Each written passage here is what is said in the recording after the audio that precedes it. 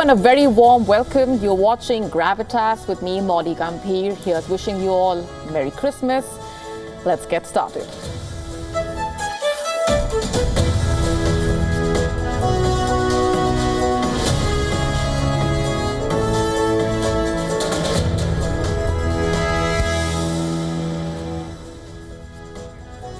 Our top story tonight on Gravitas focuses on the war zones on Christmas Day, with massive attacks taking place in Ukraine and Russia attacking the country's energy grid.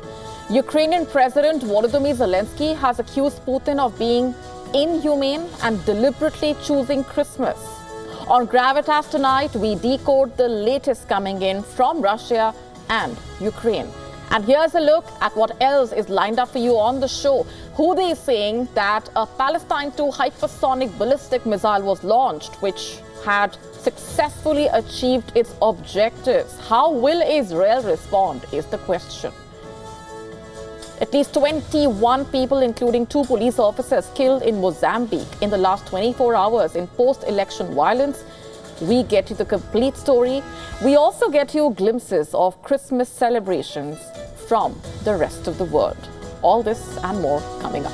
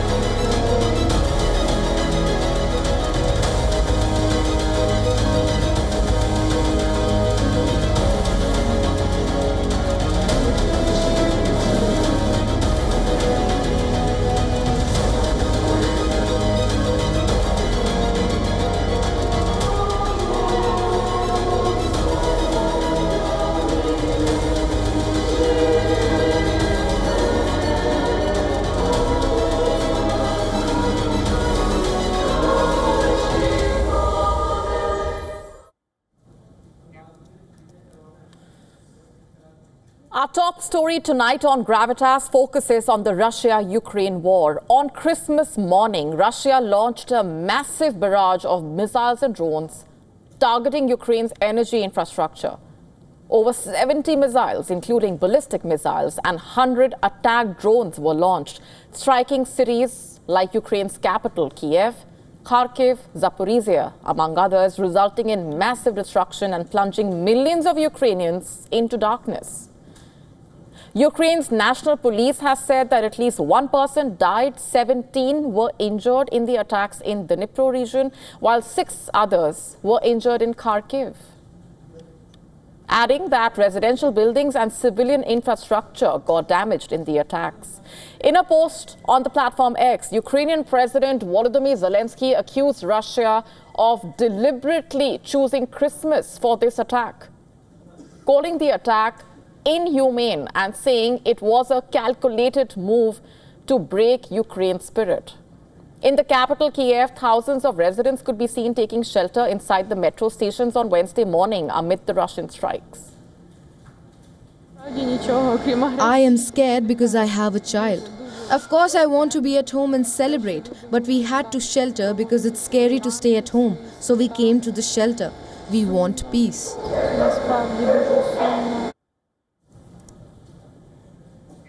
These attacks reportedly happened after Moscow claimed that it intercepted and destroyed 59 Ukrainian drones over various Russian regions in the early hours of Wednesday.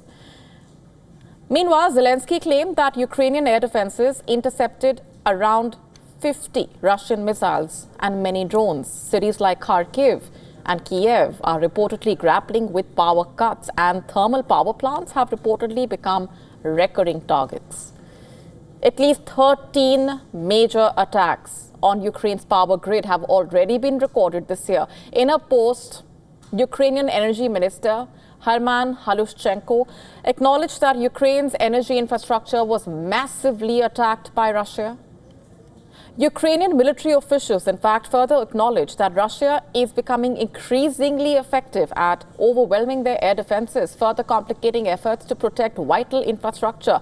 Wednesday's attack follows a Russian strike on the city of Kryvyi on Christmas Eve.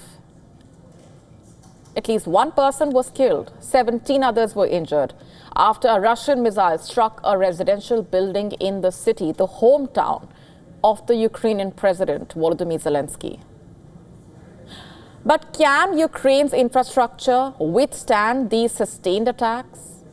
And what about the long-term implications for the civilians? This is not the first time Russia has targeted Ukraine's energy grid. Since the war started in February 2022, these strikes have been a consistent strategy in the winter months. Ukraine's Vice Prime Minister, in a post on Telegram, said the attacks have disrupted heating in over 150 residential buildings, adding that 500,000 people in the Kharkiv region are now living without heat. Meanwhile, Moscow has dismissed reports about a possible meeting between the Russian President Vladimir Putin and US President-elect Donald Trump. Dmitry Peskov, the Kremlin spokesperson, reportedly stated there has been no contact with Trump's team about any such meeting. As the conflict shows no signs of abating and with constant attacks of large proportions, the question remains, what will it take for the war to end?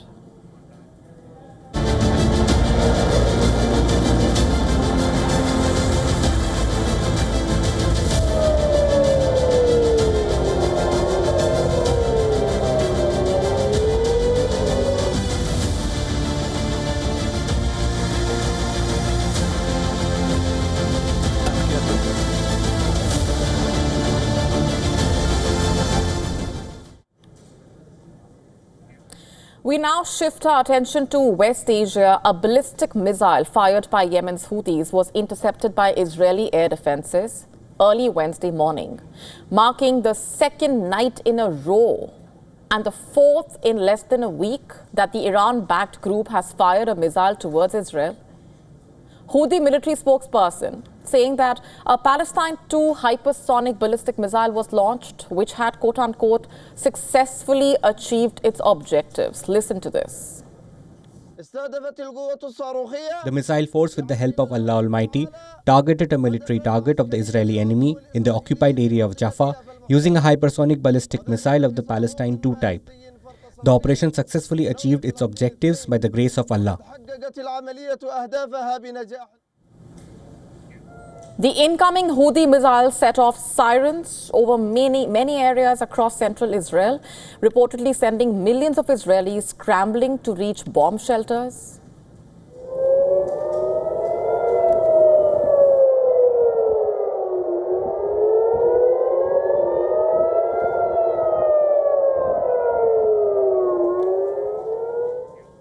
The sirens were activated as a precautionary measure against falling fragments from the interception. 9 people were reportedly injured as they ran to the bomb shelters. Senior Houthi official Hezam al-Assad later posted on X, "How long can 4 million people be in shelters?" As we mentioned earlier, this is the 4th time in less than a week that the Houthis have fired a missile at Israel. In the past 10 days, in fact, the Houthis have reportedly launched 5 ballistic missiles and at least 4 drones at Israel. As per reports in Israeli media, a large fragment from an Israeli interceptor missile landed in the Israeli city of Be'er Yaakov, the Shfela region, and in Modi'in. On Tuesday morning, sirens once again blared across central Israel as Houthis launched a ballistic missile. The IDF reportedly successfully intercepted the missile before it could enter Israeli airspace. On Saturday, a Houthi missile reportedly made its way past Israeli air defense systems, striking a park in Jaffa, south of Tel Aviv, injuring 16 people. Following Tuesday's attack, the Israeli defense minister has threatened that security forces will begin targeting Houthi leaders as well, while the Israeli Prime Minister Benjamin Netanyahu, in a video statement, has said that Israel will act against the Houthis with force and determination. As the Houthis launch yet another strike on Israel, what will Israel's response look like? What is in store for West Asia?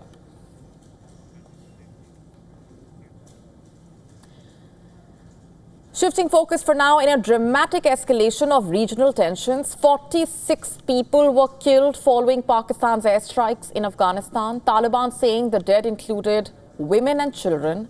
The latest incident has exposed the catastrophic failure of Islamabad's decades-long policy of strategic duplicity. In fact, the Taliban vowed a strong retaliation. Pakistan is facing the bitter harvest of its long-standing policy of distinguishing between so-called good and bad terrorists. Remember, Hillary Clinton said you cannot keep snakes in your backyard and expect them to only bite your neighbor.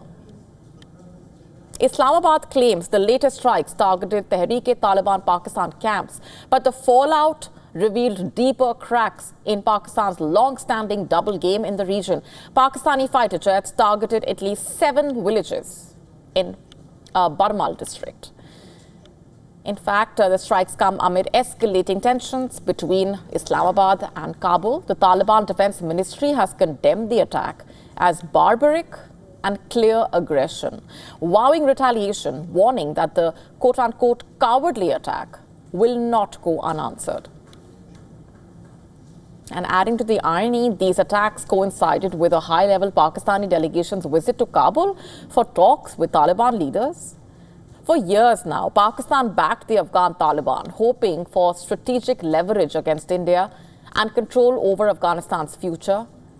But it seems Islamabad majorly miscalculated. Experts saying that with the Taliban now in power, have emboldened the TTP, which is a Pakistani Taliban offshoot basically, waging violent insurgency in Pakistan's Khyber Pakhtunkhwa province. The TTP has launched relentless attacks, making November 2024 the deadliest month for Pakistani forces in years. The situation in Balochistan, in fact, further complicates Pakistan's woes. Ethnic separatist groups there have intensified attacks on security forces and Chinese nationals. The continuing attacks are jeopardizing Beijing's ambitious Belt and Road Initiative projects. The Baloch separatists accuse Islamabad of allowing China to exploit the region's resources.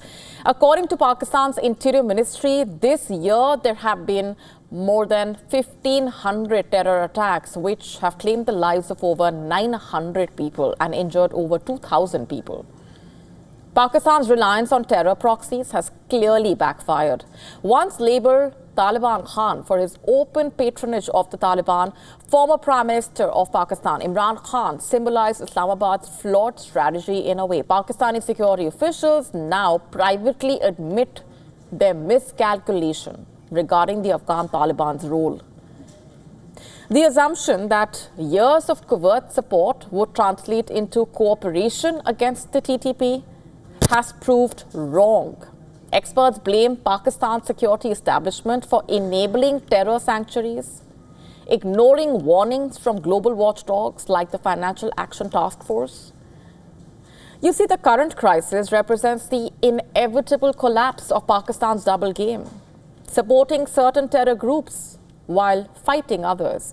But the big question remains, will Pakistan learn its lessons and mend its ways as the security situation worsens and diplomatic tensions continue to escalate?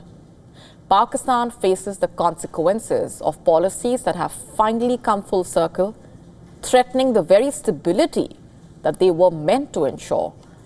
All eyes are now on the next move as far as Kabul is concerned. Former Afghan President Hamid Karzai had famously said that Pakistan and Afghanistan are conjoined twins.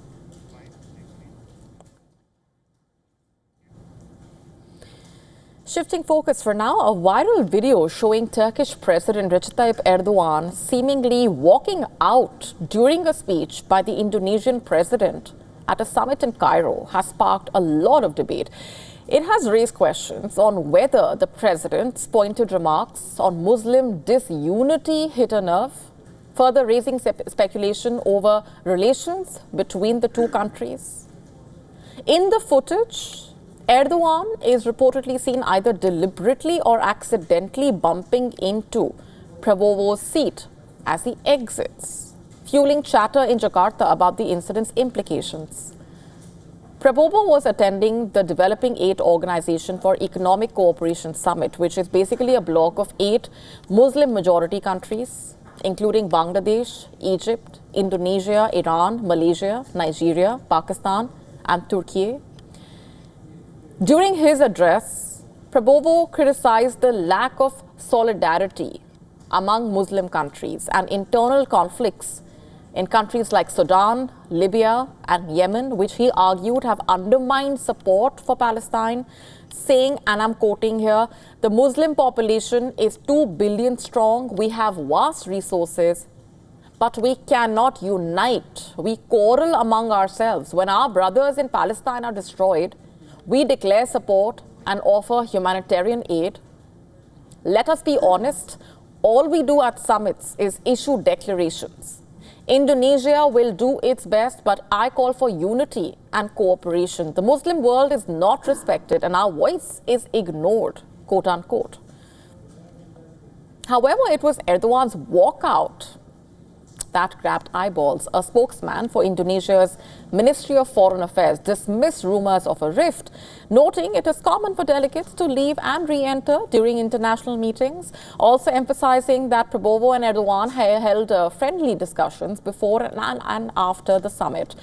Similarly, the Turkish ambassador explained that Erdogan had a bilateral meeting with another leader during Prabowo's remarks, describing it as normal diplomatic practice. Now, despite these assurances, analysts have raised concerns about Prabowo's foreign policy approach. Some experts suggesting that strained defense deals might be a factor. Indonesia and Turkey have collaborated on projects including tank production and combat drones. But financial constraints may have pushed Jakarta to explore cheaper alternatives.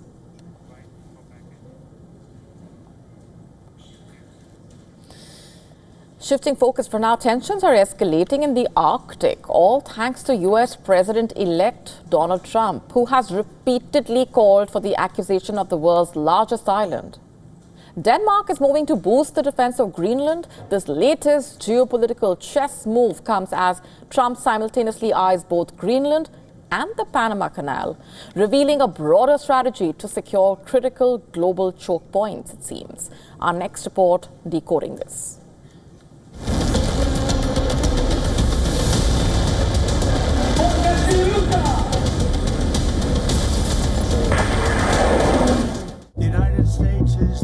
As the Arctic emerges as a key battleground for global power, US President-elect Donald Trump renews his expansion plan to acquire Greenland. Trump is citing the world's largest island's unparalleled strategic importance with its proximity to Europe and the Arctic. Greenland provides the US with critical leverage in defense and resource security, prompting Trump to label it a geopolitical necessity. At the heart of Trump's renewed interest is Greenland's pivotal role in US missile defense.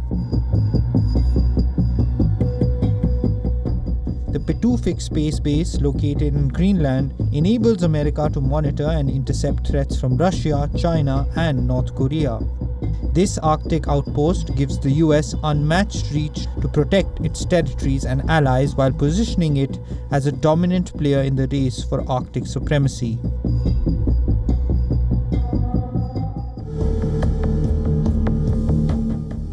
Denmark, Greenland's sovereign administrator, has firmly rejected any suggestion of a sale. Instead, it is doubling down on its commitment to the autonomous Danish territory by announcing a 1.5 billion defense upgrade. Greenland's vast reserves of oil, natural gas, and rare earth minerals make it an economic and strategic jackpot. With rare earth minerals such as neodymium and dysprosium, vital for technologies ranging from smartphones to defense systems, Greenland represents an opportunity to reduce reliance on China and Russia, the current dominant suppliers. As melting Arctic ice opens new shipping routes and resource opportunities, Greenland's importance only grows.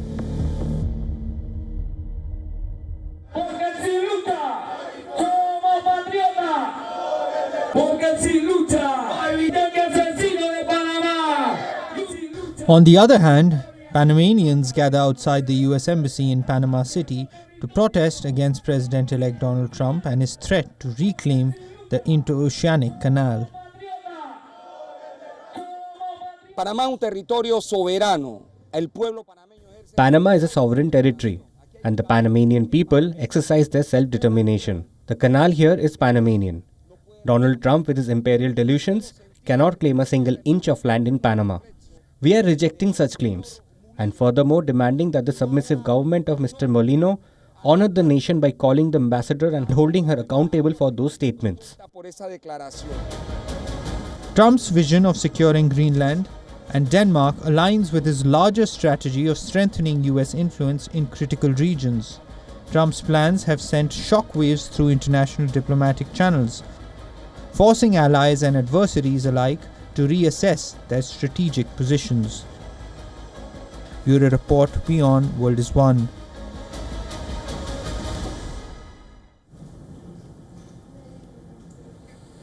Meanwhile, in response to Trump's threats to restore U.S. authority over the Panama Canal, Panama's president sought backing from other leaders to protect the country's strategic waterway.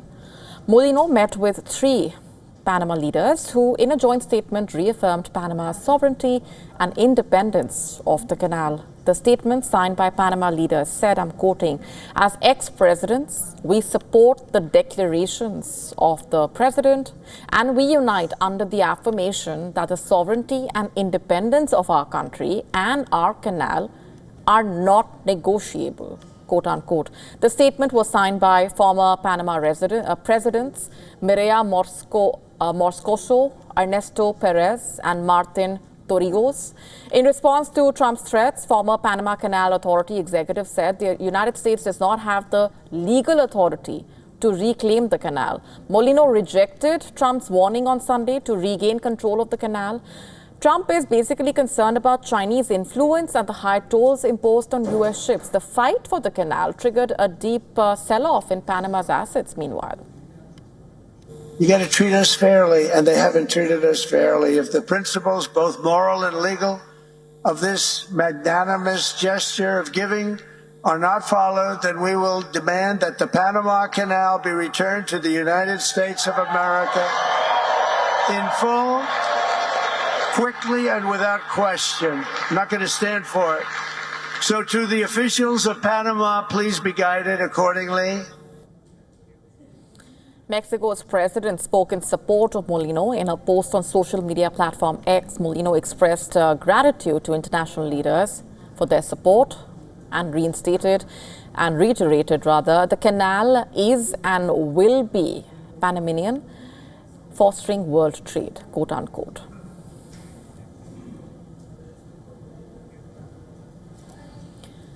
Mauritius is holding out on British Prime Minister Keir Starmer's deal to hand the Chagos Islands over to the country. The new Mauritian government, which took office last month, has made it clear that it is dissatisfied with the terms negotiated by the previous administration.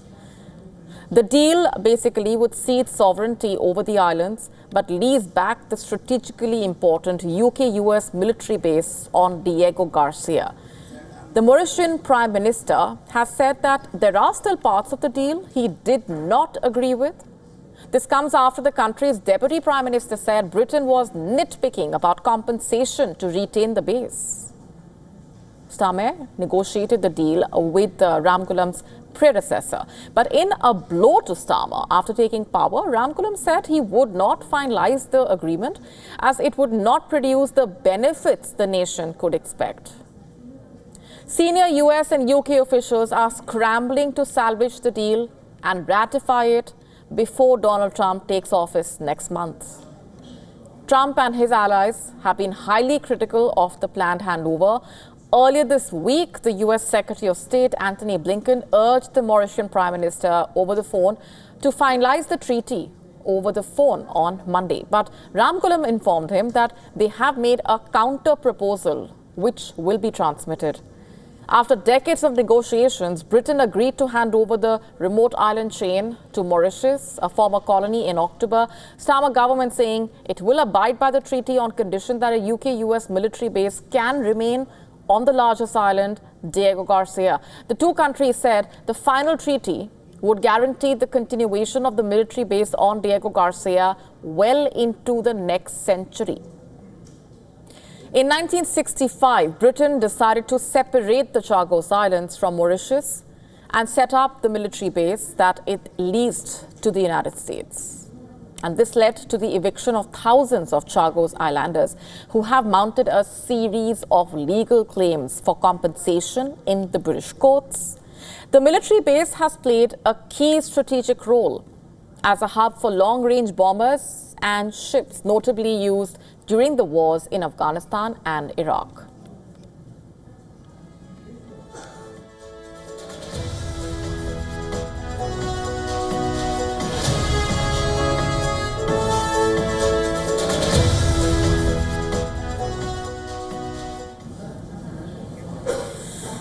On to Mozambique now. At least 21 people, including 2 police officers, have been killed in the country in the last 24 hours in post-election violence that erupted shortly after the ruling party was confirmed the winner in the recent elections. Mozambique's highest court confirmed the disputed election results that extended the ruling Frelimo party's half-century grip on power. The party's winning claim had been under dispute due to allegations of rigging, but the Constitutional Council ruled that presidential candidate Daniel Chapo secured 65% of the vote, revising down the initial results of nearly 71%. Officials said that after the decision, groups of armed men using bladed weapons and firearms carried out attacks against the police stations and other infrastructure. More than 70 people have been arrested, several remain injured. Police and armored vehicles patrolled the center of the city, where hundreds of protesters in scattered groups threw objects and started fires. Yesterday, here in the Benfica area, 2 young people were shot to death. Police without uniform came in a BT-50 car and started to shoot. Then they went to the localities killing people anyway. The country held presidential and parliamentary polls on October 9. On October 24, Mozambique's poll body declared ruling Frelimo party candidate Daniel Chapo as the winner. The opposition denounced the poll mandate, as did thousands of citizens.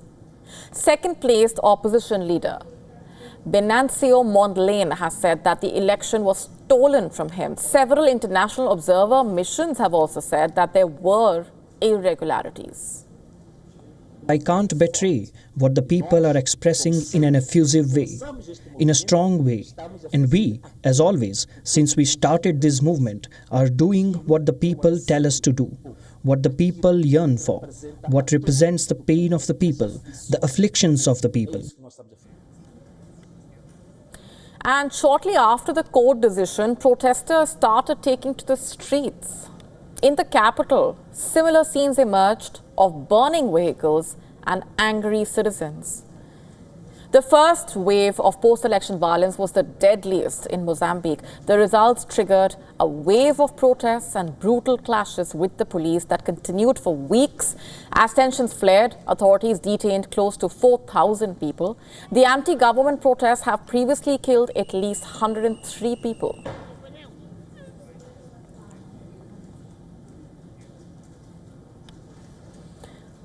Some viewers may find what we're about to tell you disturbing.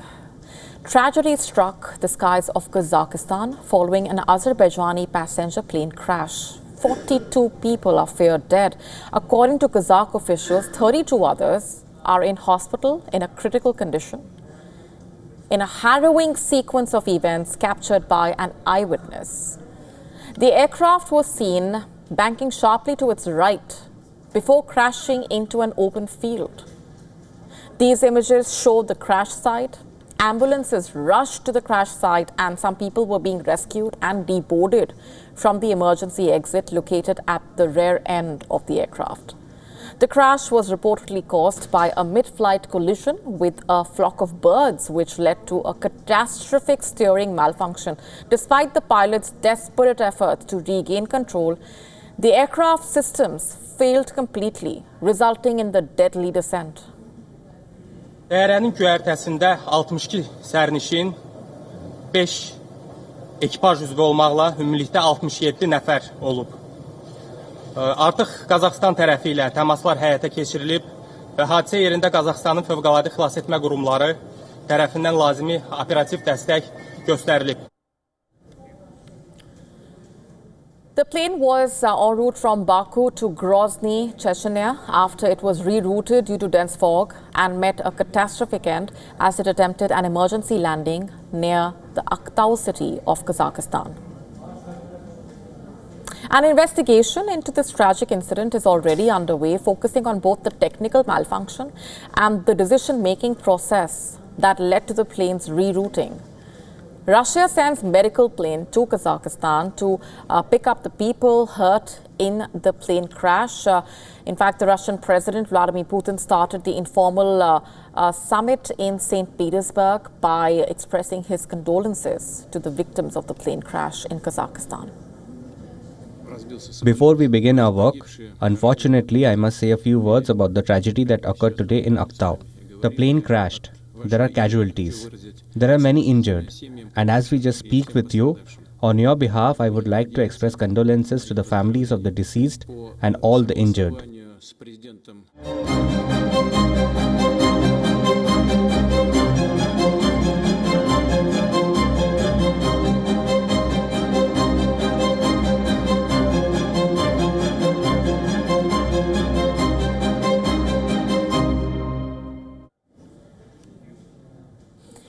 Are you someone whose idea of a breakfast meal is simply incomplete without eggs? How do you like to take them? Boiled, scrambled, sunny side up, or made into a fluffy omelette? What if you were told that the egg on your plate, whatever form it might be in, might not be safe? In the US, the Food and Drug Administration, or the FDA, has now elevated eggs bought from a certain store to its highest risk level.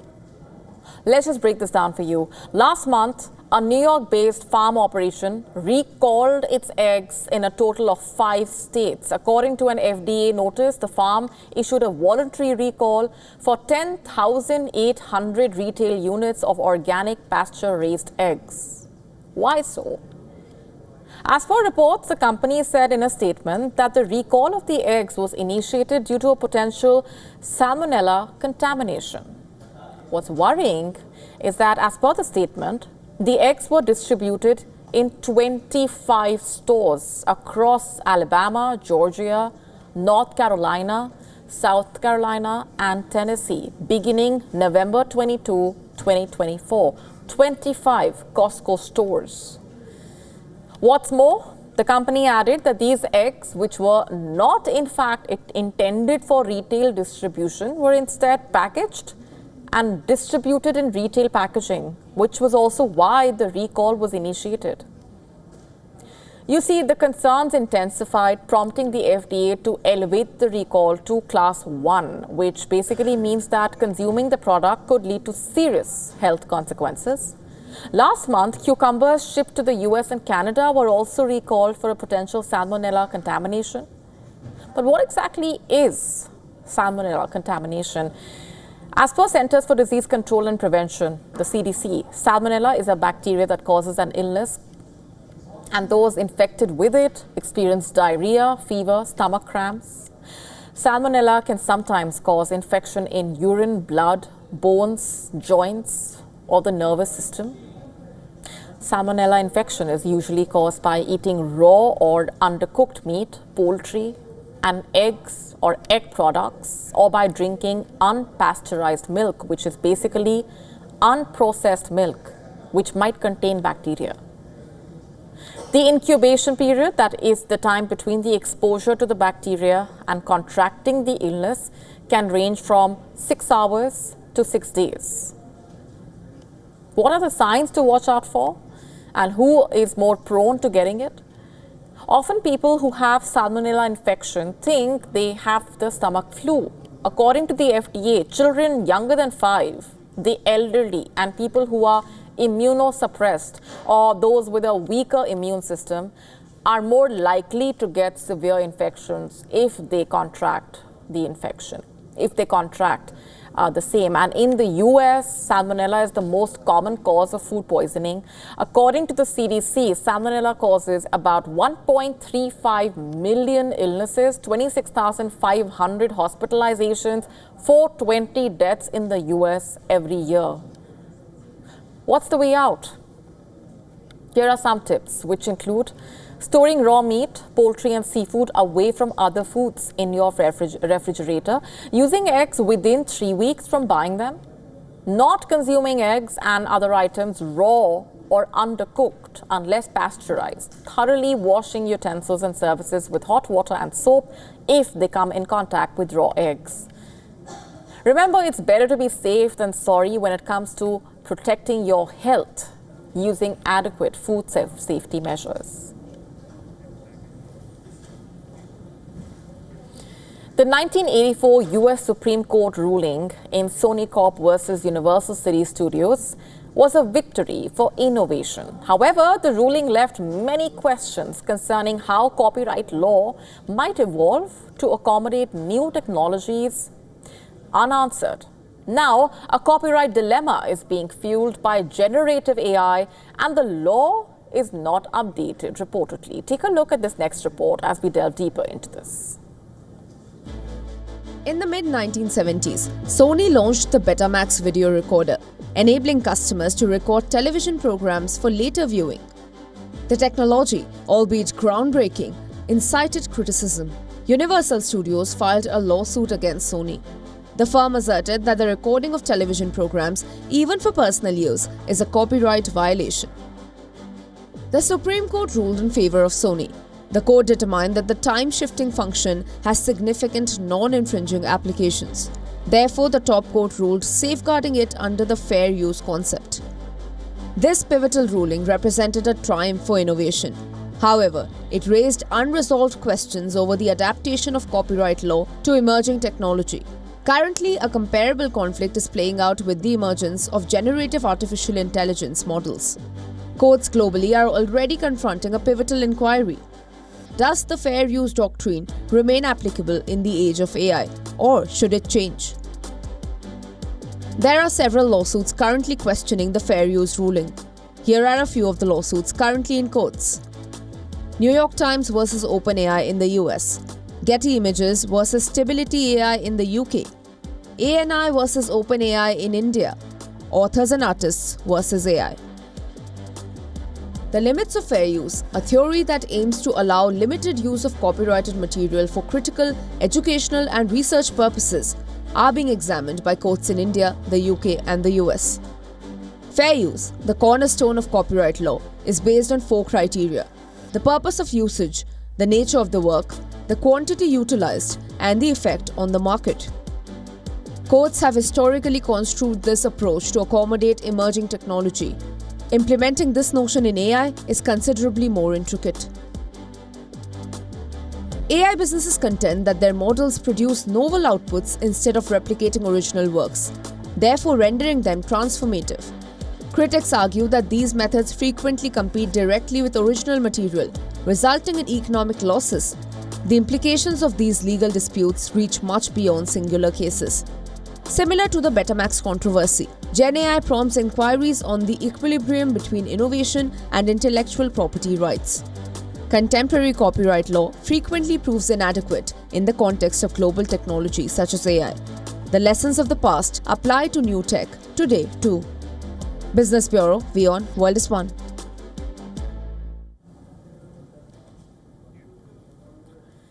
Shifting focus for now, tributes poured in for former Indian Prime Minister Atal Bihari Vajpayee as this year marked his 100th birth anniversary.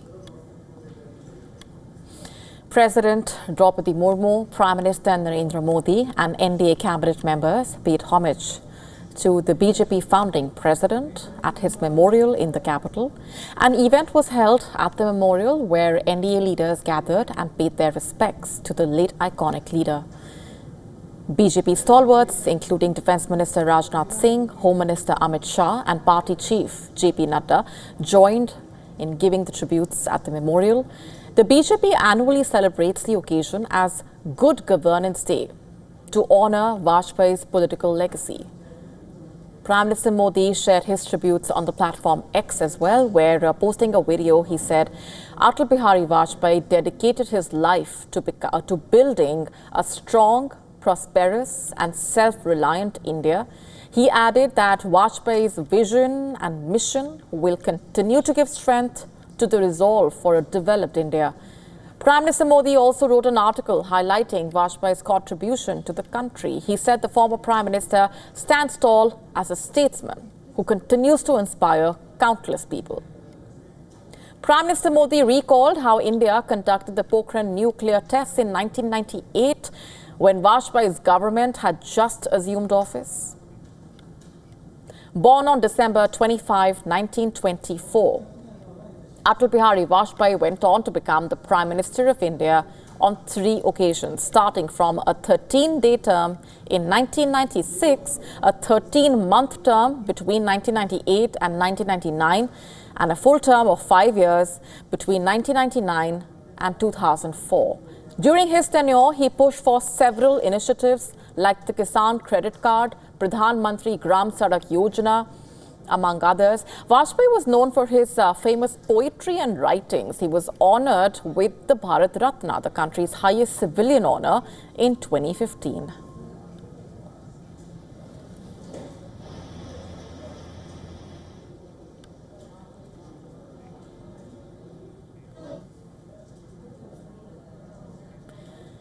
In post-Assad Syria, stand-up comedians are re-emerging. For decades, Syria's ruling Baath Party heavily curtailed aspects of daily life, including freedom of the press and expression. And now Syrians are embracing newfound freedom. Take a look.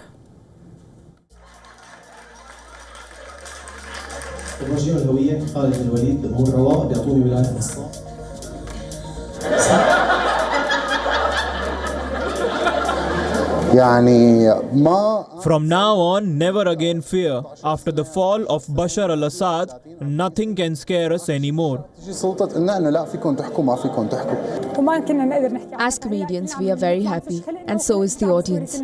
Now they are hearing stories they once wished to hear about and engage with. These were topics we couldn't discuss before. Now we are expressing ourselves and the entire Syrian people. The last show I attended had restrictions, but today's show is different. There were no restrictions. They were able to speak freely without fear of accountability, and we no longer go to bed afraid. Today we feel much more at ease.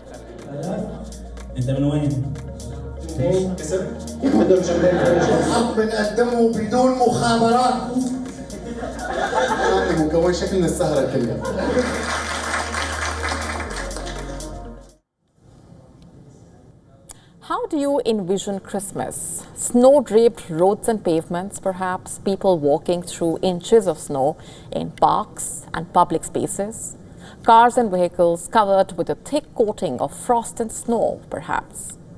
While that holds true for some parts of the world, in some parts, it doesn't quite look a lot like the so-called White Christmas. According to weather forecasters in the UK, no sign of snow or frost can be expected anytime soon, leading to those in the UK to celebrate a green Christmas this time around. Just the day before Christmas, that is on Tuesday, the Met Office in the UK said that December 25th is expected to be dry and cloudy.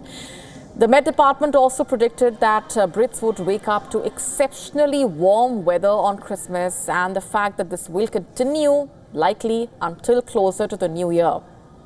As per the Met Office's latest forecast, it's been a cloudy Christmas across much of the UK with a few brighter spells, mostly in central and eastern areas.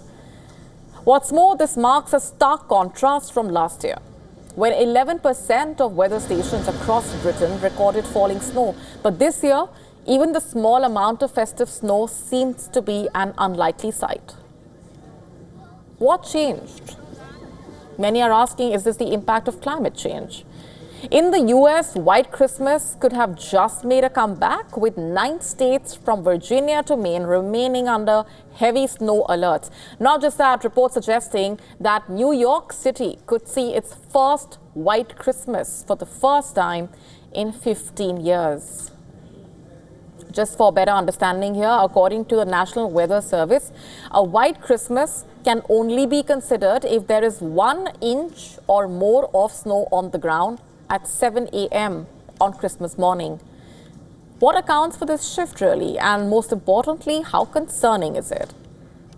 You see, experts suggest that global heating driven by greenhouse gas emissions has driven up average temperatures, reducing the odds of a white Christmas further, which means that the possibility of a green Christmas or even a grey Christmas with mild drizzles can be expected.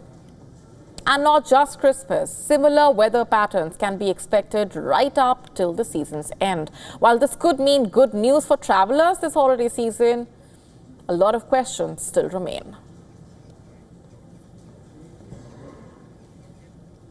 And as the holiday season is officially here, here's a look at how Christmas is being celebrated in different parts of the world, getting you these glimpses and wishing you a Merry Christmas. Take a look.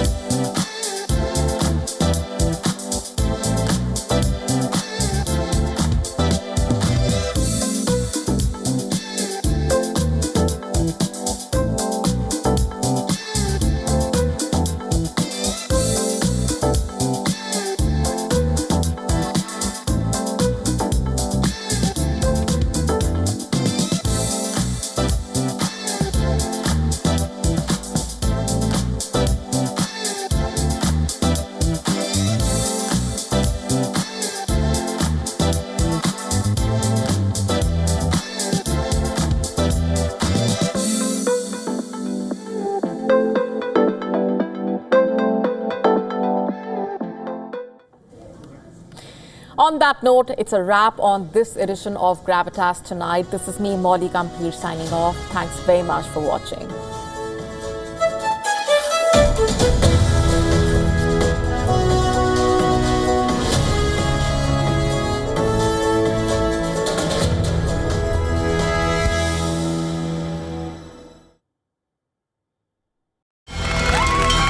From the bustling trading floors of Wall Street to the vibrant exchanges of Asian stock markets, WION breaks it down for you to make sense of what's happening, as we reveal the key factors behind events, strategic battles, and the game-changing business decisions that shape the world.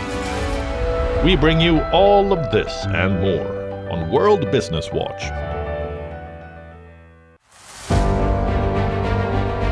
In a year that reshaped the world, 2024 brought seismic shifts, bold moves, and unforgettable moments that will echo through history around the globe. Wars continued to ravage nations, but new alliances and power shifts began to rewrite the rules of geopolitics. 2024 also bore witness to nature's fury. Climate change fueled deadly wildfires, devastating floods, and unprecedented storms. Devastating wars to technological revolutions. 2024 was the year that changed everything. The Game Changers 2024. The year that reshaped our future. Only on WION. World is One. The Earth is sending distress signals. Wildfires, droughts, and melting glaciers. Can we reverse the damage? Explore the harrowing effects of climate change. It's a wake-up call. Global emergency. Climate Tracker on WION World is One. To bring the benefits of the Subhash Chandra Show to your educational institution, teachers and students, send an invitation to Juhi Jha at juhi@such.org.in.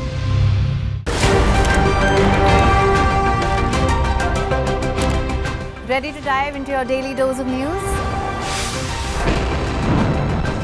Bringing you what's trending in the West and all that's setting trends in the East. And all of this served up with a side of insightful banter. We don't just bring you the latest stories. We bring you your talking points for the day.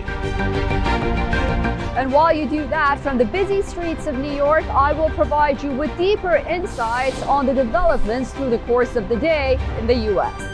And I will be here at the WION headquarters, getting you all the action from the universe of sport.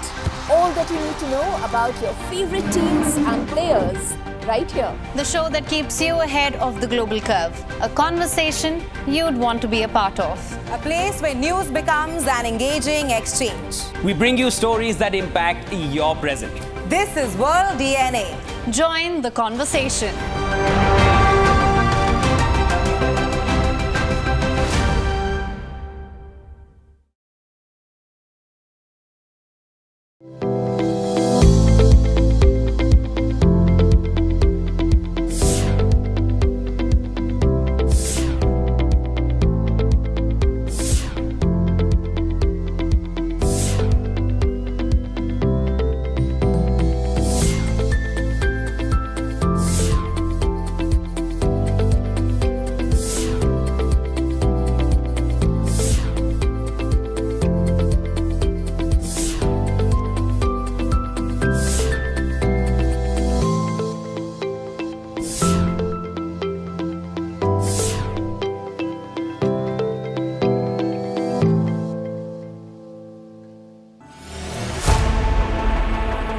Know more, understand better, think ahead.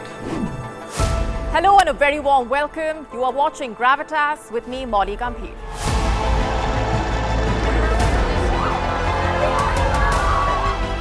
Get the facts, not the bombast.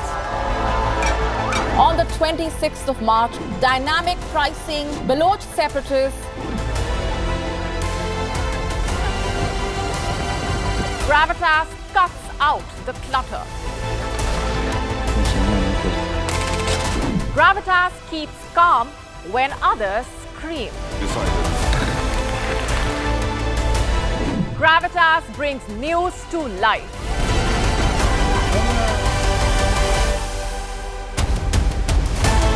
Weekdays, 9 p.m. IST, 3:30 p.m. GMT. Gravitas. Seeing is believing. The Earth is sending distress signals. Wildfires, droughts, and melting glaciers. Can we reverse the damage? Explore the harrowing effects of climate change. It's a wake-up call. Global emergency. Climate Tracker on WION World is One.